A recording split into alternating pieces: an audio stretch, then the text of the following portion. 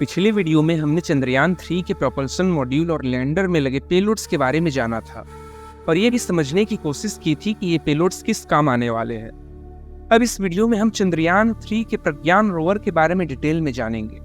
कोई माने या ना माने, प्रज्ञान रोवर ही चंद्रयान 3 का सबसे इम्पोर्टेंट पार्ट है, क्योंकि मून के सरफेस की डिटेल स्टडी यही करने वाला है।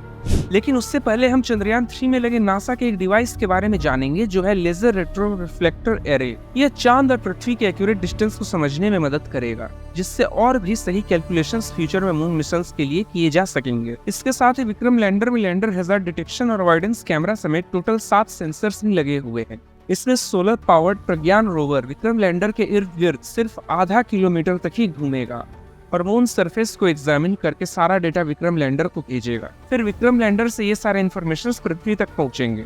इसमें लगे 2 पेलोड्स में से एक APXS है, जिसका full form alpha particle x-ray spectrometer है। ये डिवाइस मून सरफेस को स्टडी कर ये पता लगाएगा कि कौन कौन से एलिमेंट्स मून के सरफेस पर मौजूद हैं। इसका मेन फोकस चांद की सतह पर मैग्नीशियम, एल्यूमिनियम और आयरन के ट्रेसेस को खोजना है, जिस पर इसे सफलता भी मिल चुकी है। इसका अगला पेलोड है लिप्स, जिसका full form laser induced breakdown spectrometer है। ये लेजर की मदद से चांद की मिट्टी को स्टडी करेगा।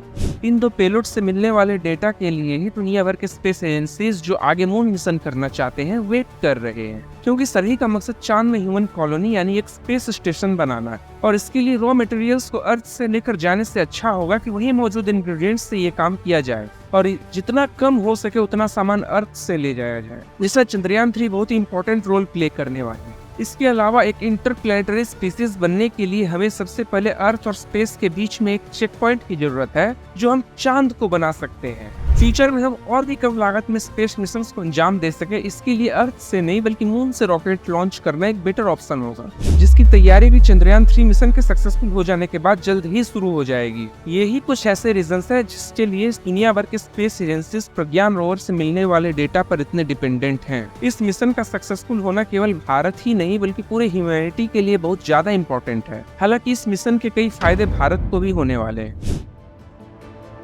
इसका सबसे पहला फायदा भारत की इकोनॉमी को होगा। आज भारत का स्पेस सेक्टर $8 बिलियन का है, जो आने वाले 20 सालों में $20 बिलियन के होने की उम्मीद जताई जा रही थी। लेकिन गजब की बात यह है कि ये डेटा चंद्रयान 3 के सक्सेस के पहले के हैं। इस मिशन के सक्सेसफुल हो जाने से इसमें कई गुना ज्यादा बढ़त देखने को मिलेगी।